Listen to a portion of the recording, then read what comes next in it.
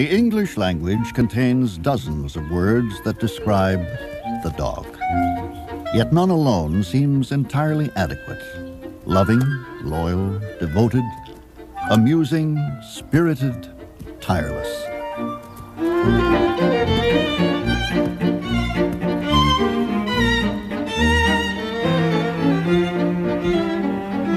How they enchant us, delight us, brighten our days. And how they work for us. Down through history, no other animal has served us in as many ways. Called by one philosopher the noblest beast God ever made, the dog is at work on farms and in pastures around the world.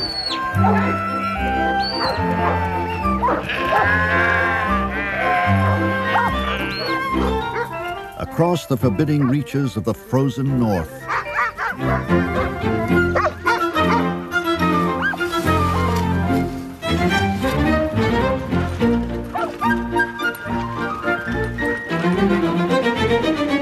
As comrades on the battlefields of war.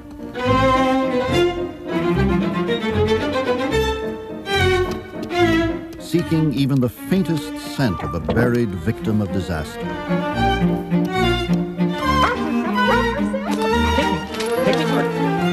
Or a hiker who has lost his way. And he is the devoted servant of the ill, elderly, and handicapped.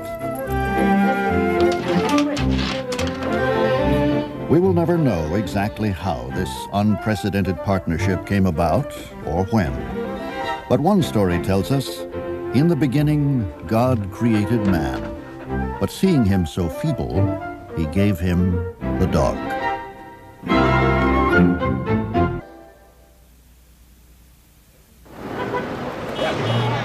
Every year since 1877, a stylized ritual has been repeated in Manhattan. The Westminster Kennel Club Dog Show, the World Series of Dogdom. Some 2,600 dogs, all purebreds and prize winners in other shows, will compete. Westminster now welcomes 130 breeds and varieties.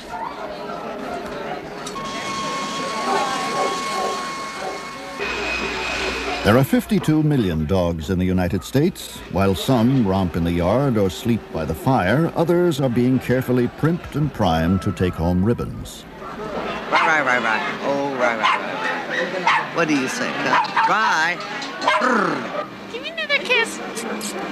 Good boy. You're a sweetheart, aren't you? That's $50. That's a show special, normally $79.95. Low sodium diet for your dog. It's an all-natural diet with no added preservatives, colors, or flavoring. Boy, that'd be great. Okay? Try that out on them, and if you live in Manhattan, there's a store that delivers for you right on the bag.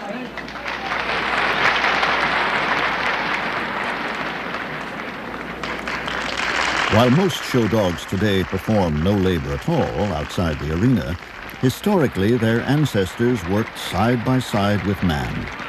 In fact, our unique and splendid partnership with the dog began as a working relationship, as long as 10 to 15,000 years ago.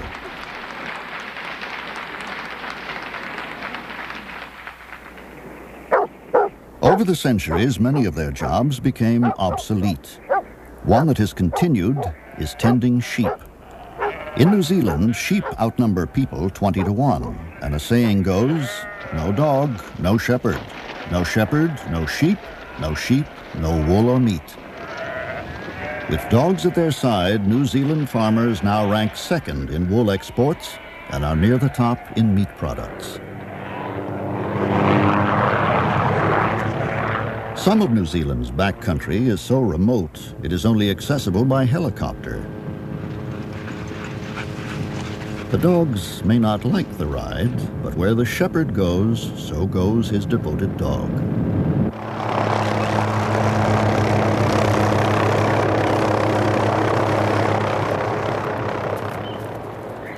Grant and Robin Calder run a sheep station on New Zealand's South Island.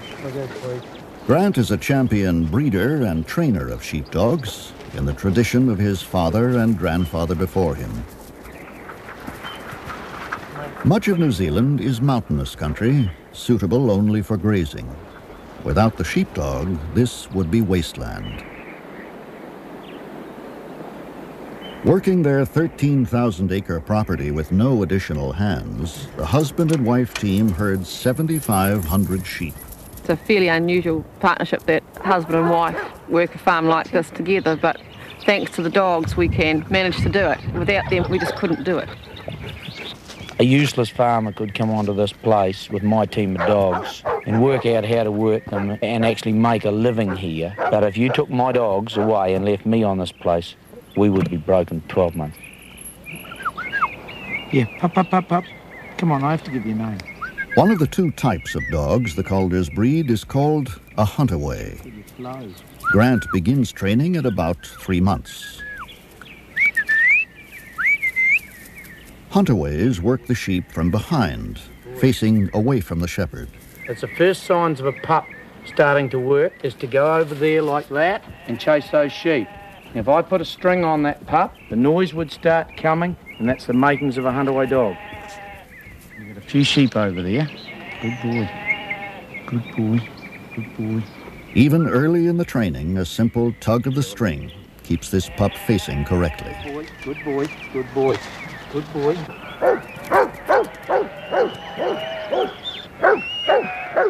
This 6-month-old pup is learning not only when to bark, but when to stop, once the sheep obey him or the shepherd commands him.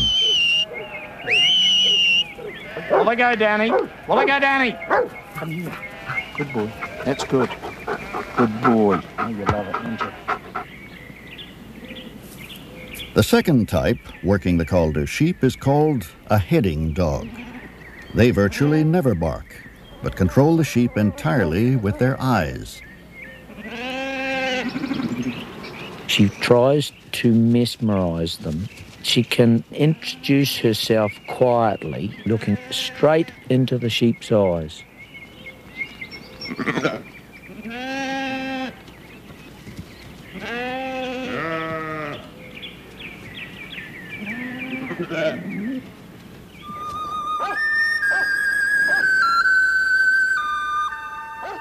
Twice a year, the Calders round up from the high country 2,500 of their sheep, for shearing to send to market, or in this instance, to be dipped to protect their wool.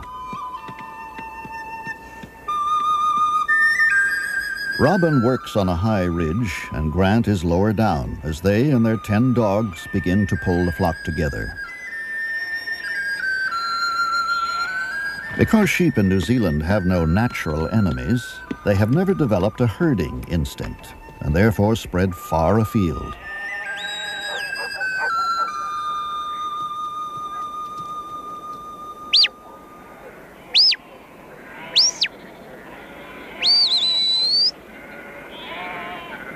The dogs are tireless and would literally work until they drop. It's not unusual in the course of a day for them to cover up to 50 miles. Over the years, man has channeled the dog's ancient hunting instincts into herding and driving behavior. The shepherds command the dogs with words or by whistling. They're just basic commands. A run command. You want him to run slowly, you can vary it. Left hand.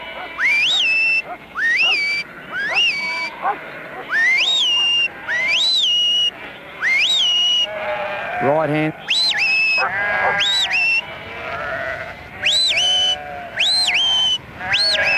Stop.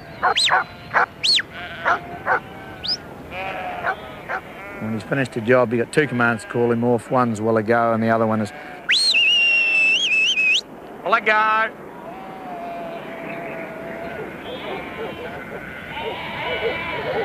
It's hard to believe how tough dogs are. And on this property, they work in extreme conditions and all types of weather.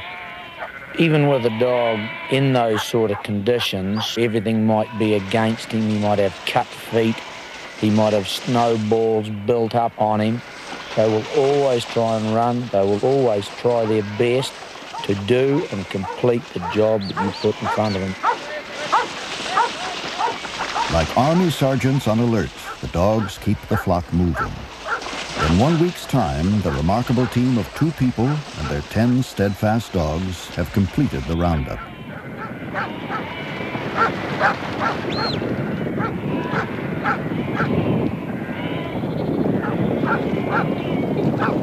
Dog's work's never done, and when he finishes on the hill, he comes into the real hard work of slogging in the hot yards. The hotter it gets, the more the sheep put their heads down and won't go. And we tend to only work with 1 or 2 dogs in the yards so we can alternate them so that each dog gets a turn, because it is hot, dry, dusty, dirty work.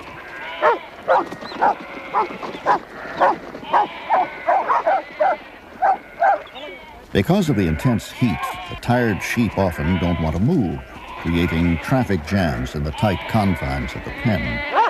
To find the offenders, the dogs simply make a sidewalk out of the backs of the sheep.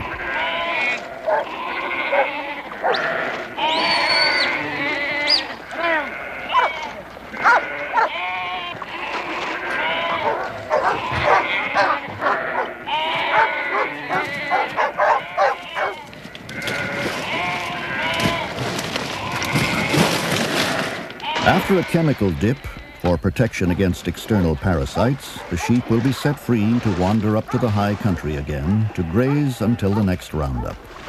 And then, once more, when the shepherds head for the hills, their canine partners will be by their sides.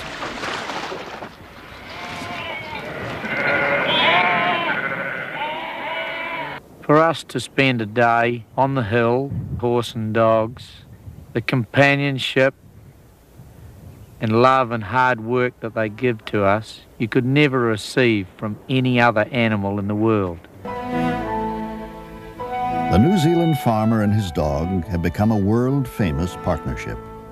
Today, more than 200,000 such dogs are on the job across the country. Probably the most photographed is this one, a public tribute to the dogs that help keep the economy so vital and alive.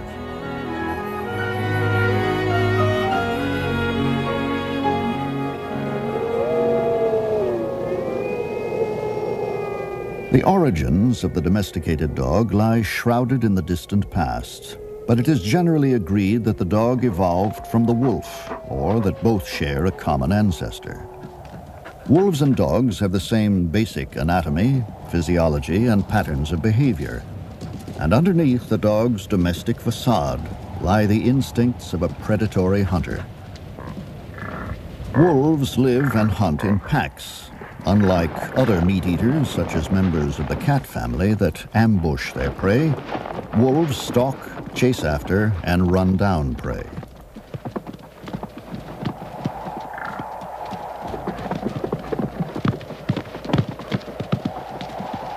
However, as the wolf quickly learns, even with the cooperation of the pack, he is no match for an animal as large as a bison.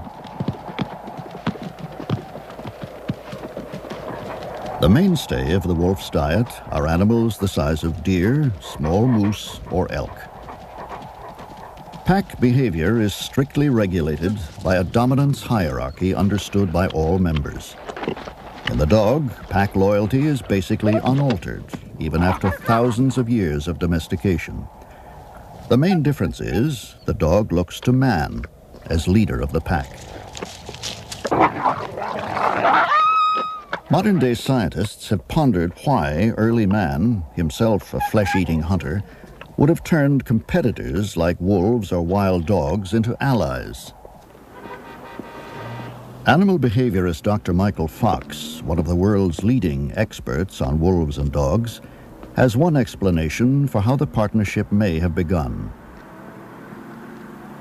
Well, I feel that dogs and humans came together because of their similarity in lifestyles, to the degree that we hunted in small packs, we were gatherer hunters, and the dog-wolf ancestor was like that too.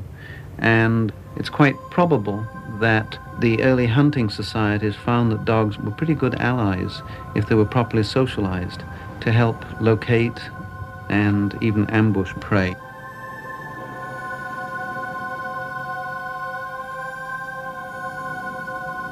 Dogs, in their long association with us, have powers of manipulation. In one sense, we've domesticated them, but they have domesticated us too.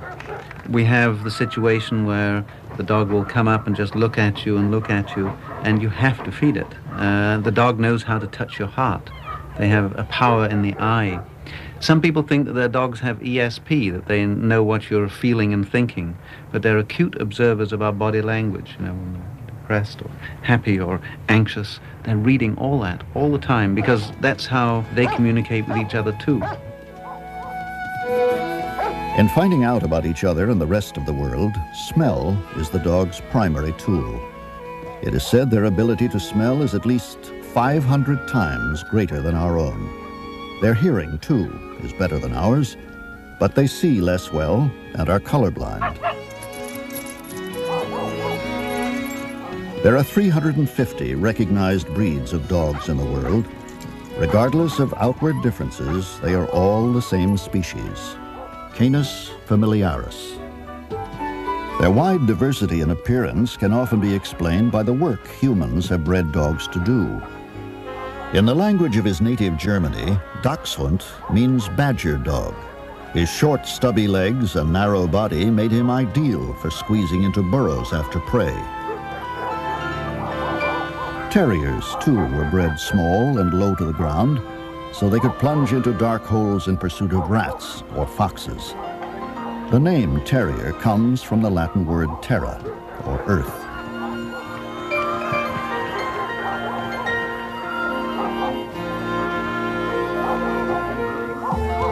Whippets and greyhounds are long-legged and sleek because they were bred for hunting and racing.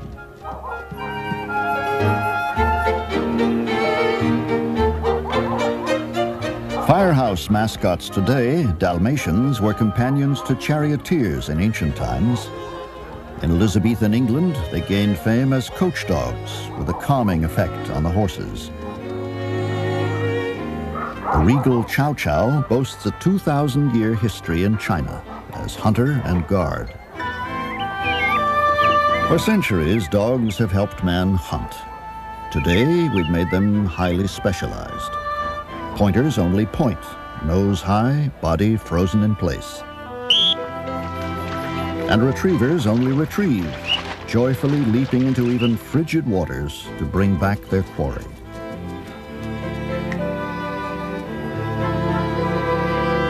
From predatory wild animals, we have created, regardless of breed, the most adaptable and sociable of all domesticated animals.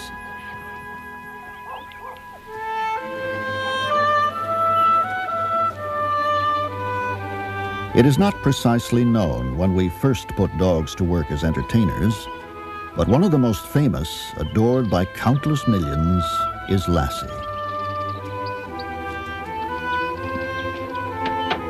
Bob Weatherwax, son of the original Lassie trainer, is now preparing the 7th generation Lassie for an upcoming television series.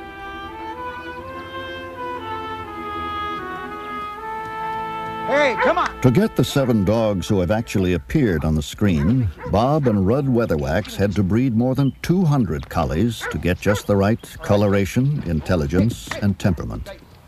On screen, the Lassie character has always been a female, but in reality, all Lassies have been male collies, because males tend to have a more luxuriant coat and greater stamina.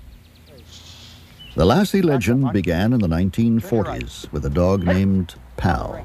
Originally, Lassie MGM hired their own collie to do Lassie, and it was a female dog, which is what Eric Knight wrote the story around because it had to have puppies. And my father's dog was hired as a double dog, and it was a male collie called Pal. And I think he knew that the other dog couldn't do this performance. And they had a spot where Lassie had just come from Scotland back to England, and he had to cross a river, and it was a nice scene.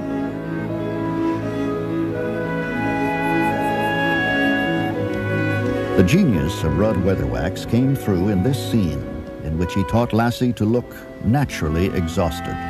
as if it weren't a trick at all.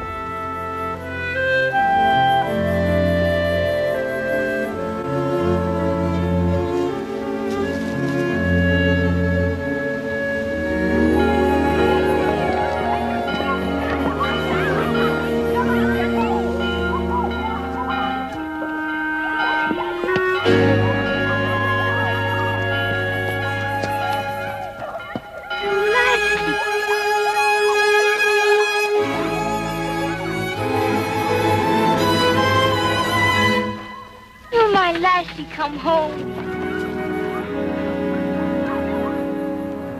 Come on, Crawl. Easy. The mind of the dog, no matter how bright he may be, cannot conceptualize, look tired.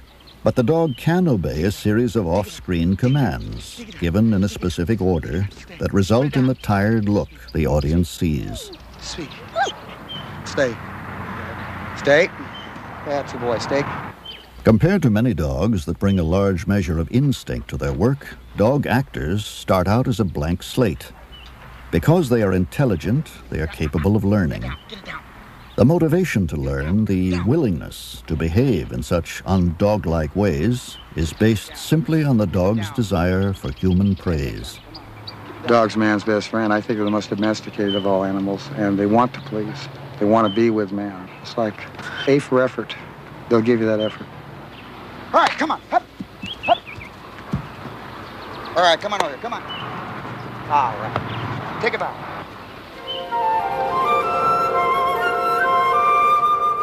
The Earth's ice-locked polar regions could never have been explored without dogs. In the early 1900s, sled dog teams brought Peary to the North Pole and Amundsen to the south. When northern regions were settled, dogs became an essential part of life. Until the advent of airplanes and snowmobiles, dogs alone transported mail and supplies, pulled sleds, took hunters in search of prey. Today in Alaska, the pioneering spirit of that earlier time is celebrated in a grueling 1,100-mile race. Beginning in Anchorage and ending in Nome, it covers a distance roughly the same as from Seattle to Los Angeles. Its name, Iditarod, is said to come from the trail that was once the lifeline linking far-flung villages in the interior. Two-time champion of what is called the last great race on Earth is 33-year-old Susan Butcher. A world-class athlete and now a celebrity, she is going for an unprecedented third consecutive win. She hopes to beat her 11-day record and take home the $30,000 first prize. 5 minutes till we drop, yeah.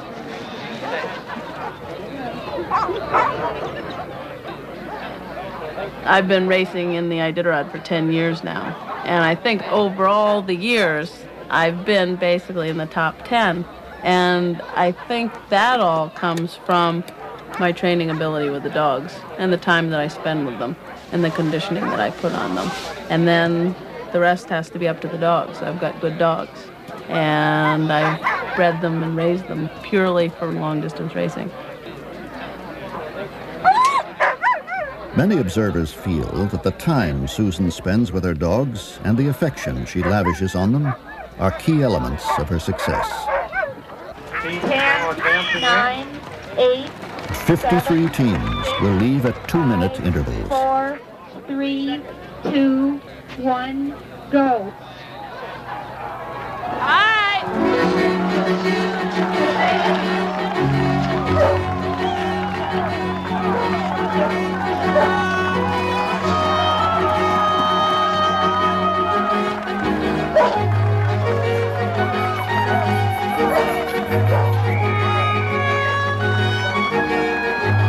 Over the years, I've really seen that the dogs love to race and know what it's all about. When they see a team in front of them, they'll pick up their pace and want to pass around them. And what I found out is they know then when there's no other team in front of them because there's no dog scent on the trail.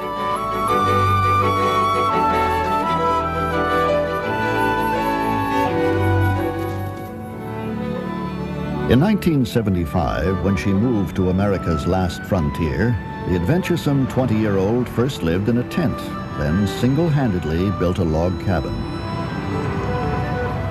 She was 30 miles from her nearest neighbors, 50 miles from the nearest road. She started out with only 3 dogs, and today has a breeding kennel with 130. Susan raises only Alaskan Huskies, a line bred from Eskimo and Indian dogs. Well, I changed the teams around today, David. Susan runs Trailbreaker Kennel with her husband, David Munson, himself a champion racer. I was born in Cambridge, Massachusetts, but I've always felt I was born in the wrong century and in the wrong place. And so I kept moving north and west. And I've always loved animals, and they've been the most important thing in my life. And so I was looking to incorporate living in the wilderness and working with dogs, and I found the perfect thing. Where's your babies? Who are they? Hey, you guys. Hey, In the early days of sled dog racing, breeding was often a haphazard matter. But Susan Butcher knows that good racing dogs don't just happen without careful planning. Every summer, I raise a number of puppies, between 50 and 100 pups. And I'll pick out 2 of my best dogs. Usually if I have a very fast dog, but maybe it doesn't have a good enough coat, I'll breed it to one with a good coat. But the most important thing is that they have bred into them the desire to pull and the desire to travel.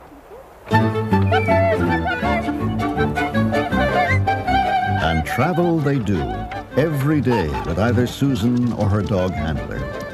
These 4-month-old pups are learning that running is fun and that being with people is fun.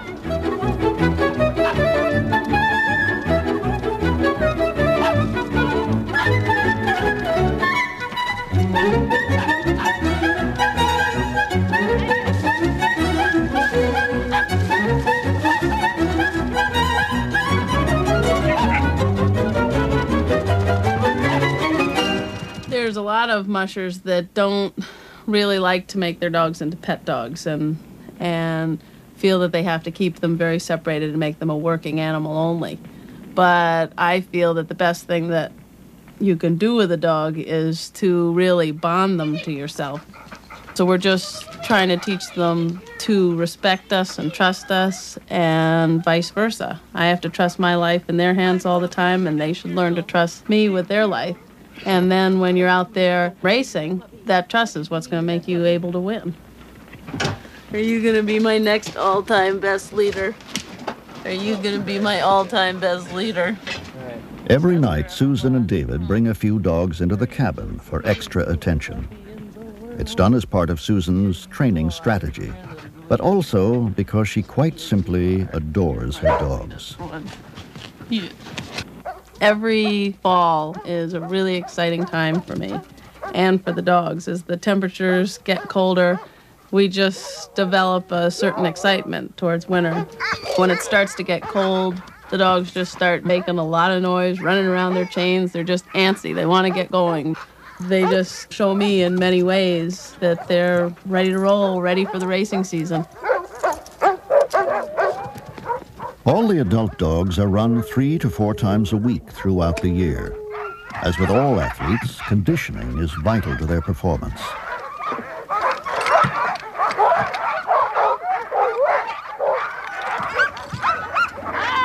When snow cover is too thin to be safe for the sled, the dogs pull an all-terrain vehicle left in neutral gear.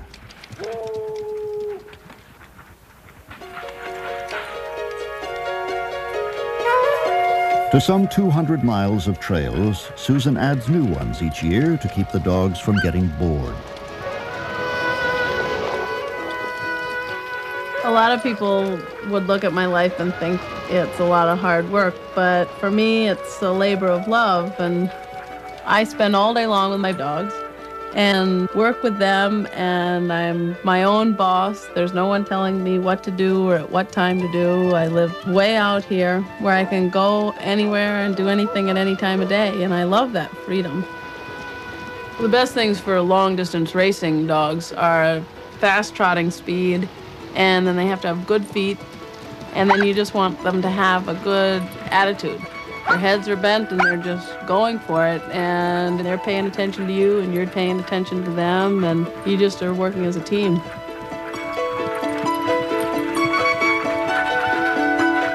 Like a coach with marathon runners, Susan gradually increases the length of the runs.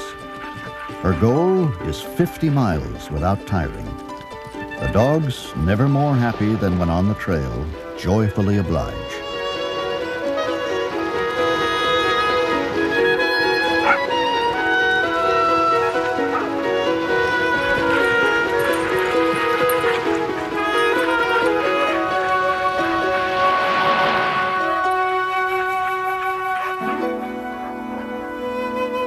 "12 to 16 hours a day, the routine seldom varies. The culmination in March, the chance to compete in the most punishing race on earth.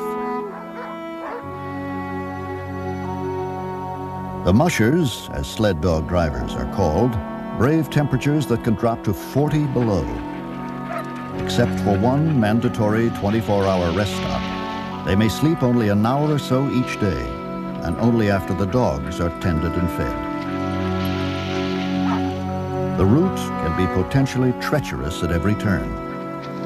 In 1985, a moose attacked Susan's dogs, forcing her out of the race.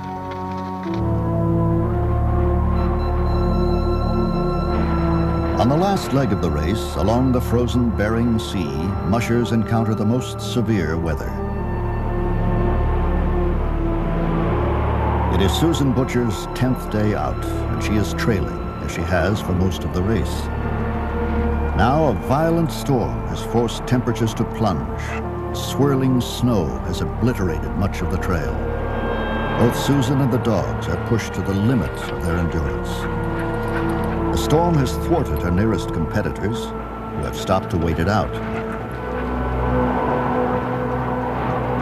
Undaunted, Susan Butcher charges on.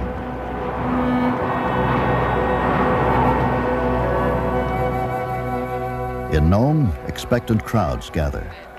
The ham radio operator at the last checkpoint has reported that the first musher might reach the finish line at any time.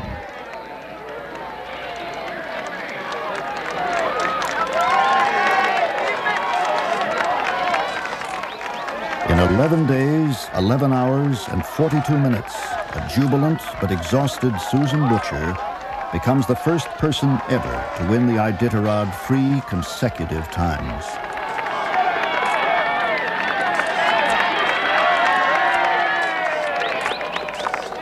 Susan is a full 14 hours ahead of any other musher. Some will not cross the finish line for several more days. Amazingly, Susan could have made even better time than she did if she had wanted. But she put the safety and well-being of the dogs above all else. It was a matter of either go for a record competing against only Father Time and no other musher, and possibly take more out of the team than I like to, or just to take good care of the team and be well satisfied with a victory, and I thought that that sounded a lot safer. Susan and racing enthusiasts everywhere know the real tribute belongs to the bravery, love, and indomitable spirit of these magnificent dogs.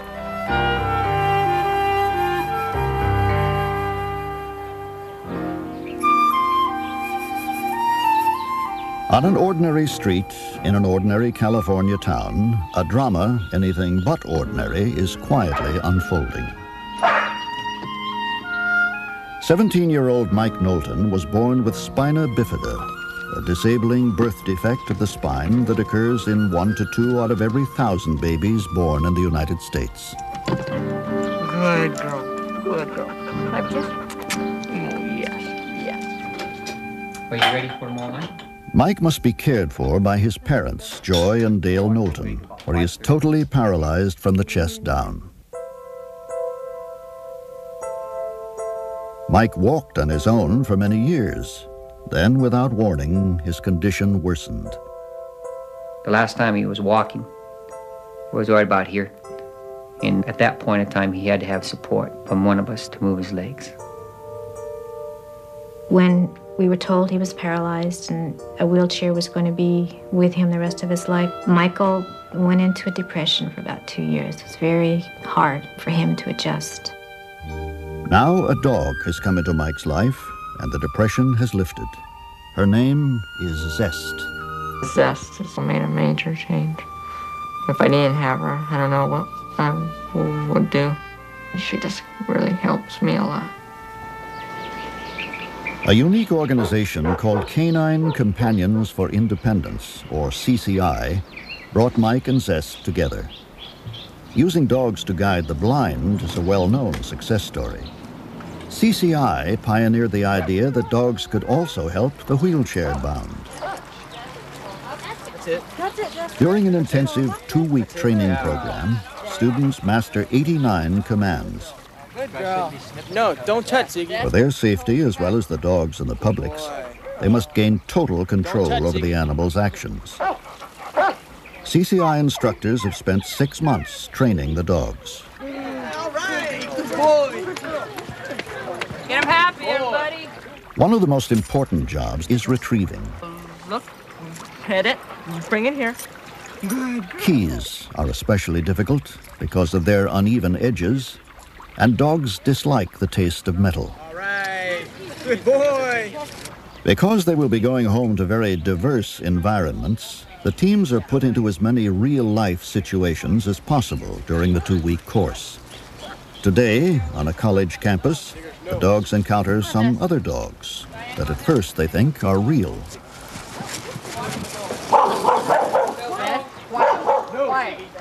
These are the kind of things you guys need to anticipate and know it's going to come up. These things happen all the time. All right. Some in the class have driven in vans equipped with electronic lifts, but none has had prior experience with a bus.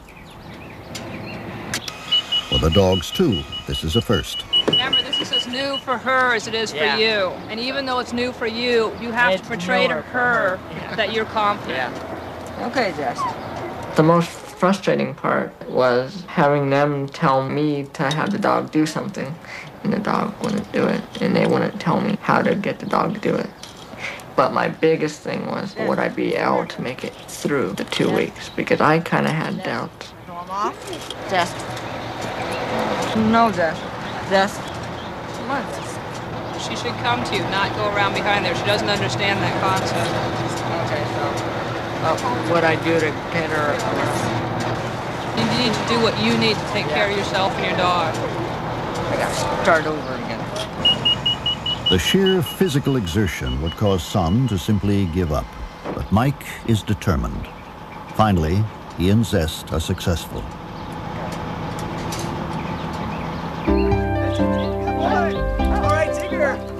Even for those with the use of their arms, fatigue is a major factor that often keeps them housebound. Dogs are a wonderful solution, for they will pull tirelessly.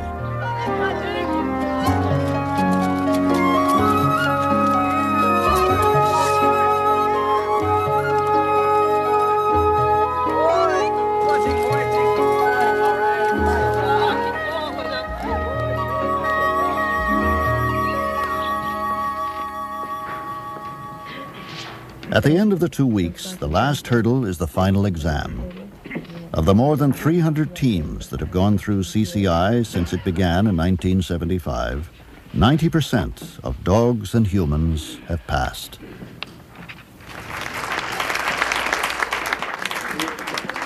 With well-deserved pride, the class arrives for graduation, threshold to their new independence.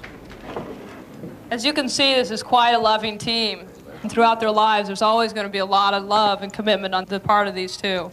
Mike worked very hard in this class, and so did Zest, and congratulations to both of you.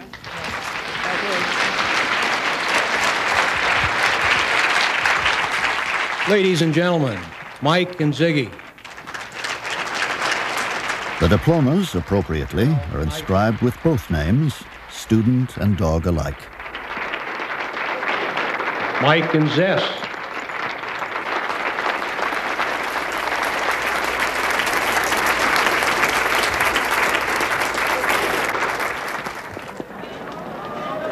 Today, Mike is a high school senior.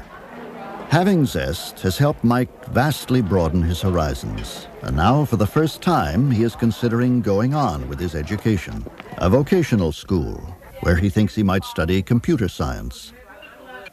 Whenever Mike is working, Zest has been trained to rest quietly by his side and not disrupt the classroom. But at those moments when he needs her help, Zest knows it's time to work. She does things like picks up papers or pens. It makes me feel independent. I don't always have to ask somebody. I can just go to Zest and tell her. All CCI graduates report a dramatic rise in self-esteem because of the dog's role as icebreaker. People who normally feel awkward approaching a person in a wheelchair do not feel uncomfortable in the presence of the dog.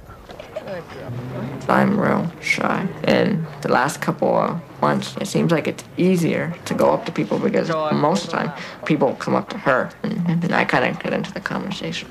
So it helps me to get to know people. We didn't realize that kind of a bond could be between a dog and a person. It really gives us a different perspective.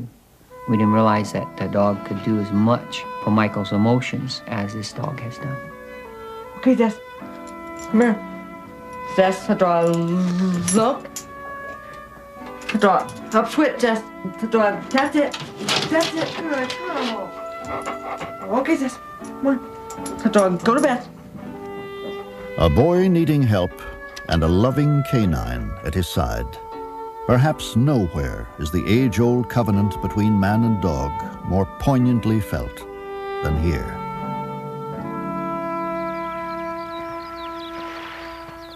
In Northern California, one man remembers a partnership with dogs that many people have never even heard of. For the 13 months he served in Europe during World War II, Joe Simpson fought alongside a dog. Atta girl, here. They were one of the earliest teams in what was known as the Canine Corps. In 1942, the Canine Corps was formed by a group of civilians from the New England Dog Training Club. And Dogs for Defense was formed at the same time, and they picked 14 GIs out of 5,000 volunteers. And fortunately, I was one of the 14 picked, not because I knew anything about dogs necessarily, but because I was in the horse business. And this is how I got started in the Canine Corps. Patriotic families everywhere across America volunteered their dogs to help the war effort. Rovers, Spots, and Fidos of all descriptions were sent off to an uncertain future in the Army, Marines, or Coast Guard. Like their human counterparts, all dogs were examined for fitness. Any new man that came in got a new dog. And they taught us to make the dogs heel and sit and down and stay and all the obedience commands. And these dogs then went through the training with the master. And then when that was through, certain ones that were fit for attack training, if they had enough aggressiveness in them, were put into attack classes. And the dogs that were better for messenger work were trained for that. Some dogs were trained for pack dogs. So it was quite a course.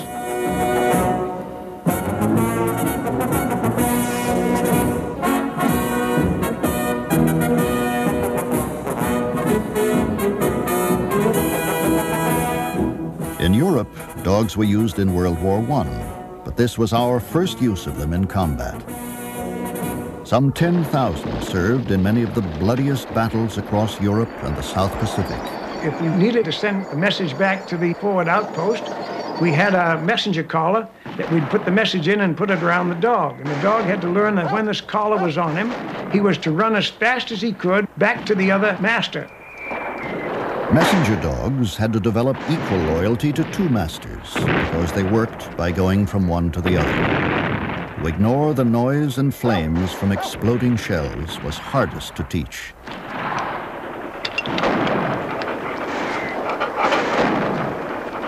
The dogs didn't have to reach up and tap us on the shoulder to tell us there was some Germans over there.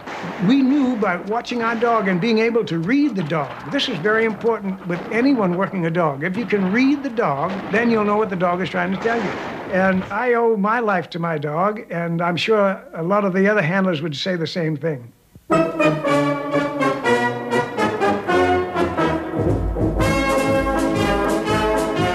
Joe Simpson was one of many who brought their dogs home after the war.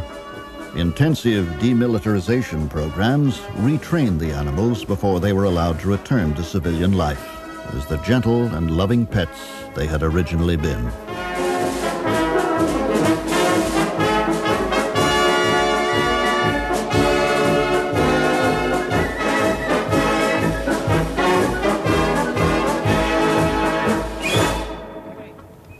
One phase of training similar to that for war dogs is used in search and rescue work. More than 70 such groups now exist across the United States. All volunteers, they work alongside law enforcement teams in wilderness rescues and the aftermath of disasters. Go through? No cheat. It takes hundreds of hours of training before a team can be sent on a mission. Go through. Early on, a dog often needs to be coaxed. Okay, try that way again. Want to go through? Go. Go through all the way. Oh, good girl. Good girl. What handlers look for is not the breed itself, many breeds are used, but qualities like intelligence, curiosity, and self-confidence. The dogs must be taught agility so they can safely negotiate boulders and other obstacles in the woods, as well as piles of disaster rubble. Shirley Hammond is both a handler and a trainer. What we do is we start the dogs out very young if we can, although we can start older dogs, teaching them on an agility course.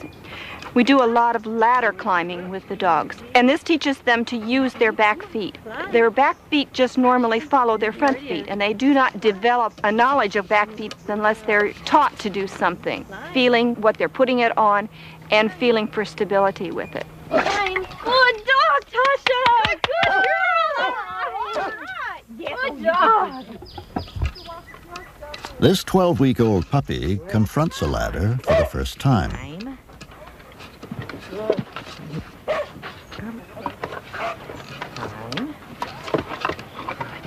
Line puppy. In addition to the obstacle course, they train on a rubble pile that simulates a disaster area.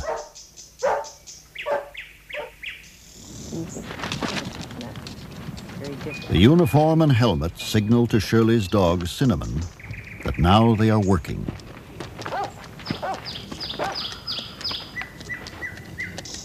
Easy. Trained not to follow her instincts to jump off the unstable boards, Cinnamon zigzags across the rubble in what is known as air scenting, trying to pick up the victim's scent on the air currents. She has been trained to cover the entire area thoroughly.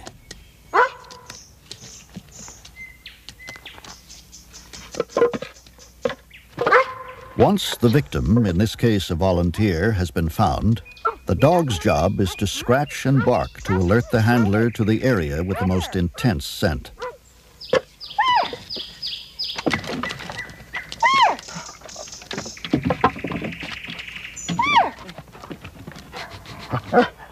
We flip that one back.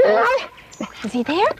Oh, look up there! What do you find, Sid? Finding the victim is the dog's primary reward. It is essential that physical contact be made so the dog knows she's done her job well. You found him. You've got him where you want him now, boy. Yeah, I got him where I want him. That was good. Did you find him, huh? That was a good search. In 1985, Shirley and Cinnamon were one of 13 U.S. search dog teams that made a vital contribution in a real-life disaster, the devastating earthquake that racked Mexico City. The soft subsoils underlying the city and inadequate building codes were blamed when hundreds of buildings collapsed. Thousands were injured, thousands more left homeless, As many as 10,000 died. It was really hard to believe because there were buildings standing with glass and beautiful structures that were just pancaked to the floor. This is the building that was 11, 12, 14 stories. Suddenly it's down to 10, 20, 30 feet high because some of them actually sank down into their basements. They went that far down. In you go. 12 hours a day for a week, the team searched through the twisted rubble. Hundreds of people surely lay trapped, but where? And could the dogs find any of them in time? Stay. They'd cock their head and listen with their ears as if maybe they might even be able to hear the victims after they would bark, as if they were kind of calling to them by their barking. And the other side of that coin, of course, is when they did locate someone buried under the rubble that was gone, deceased. It was a very low-key reaction, just a little pawing and a little whining. Amazingly, even at week's end, victims were found still clinging to life.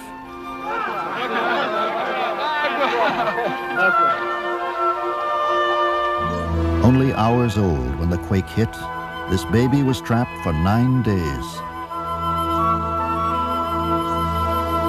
Doctors cannot easily explain her survival. Others see it simply as a gift from God.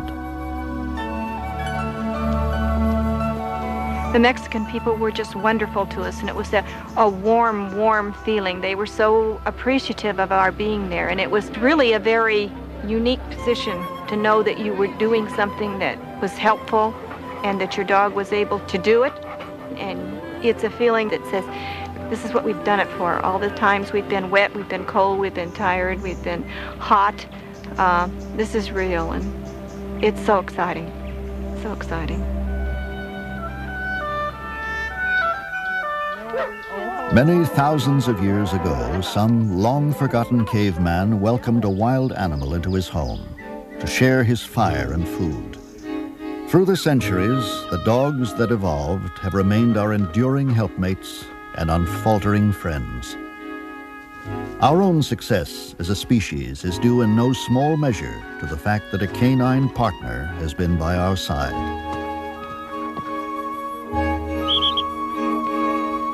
Intelligent and loyal beyond measure, dogs ask little from us in return for their unquestioning devotion. In fact, most dogs do not see work as work, but thrive on serving us, simply for the praise of a job well done. Yep. Yeah. In commenting on this age-old partnership, one author has written, "We give them the love we can spare, the time we can spare, the room we can spare. In return, dogs have given us their absolute all. It is, without a doubt, the best deal man has ever made."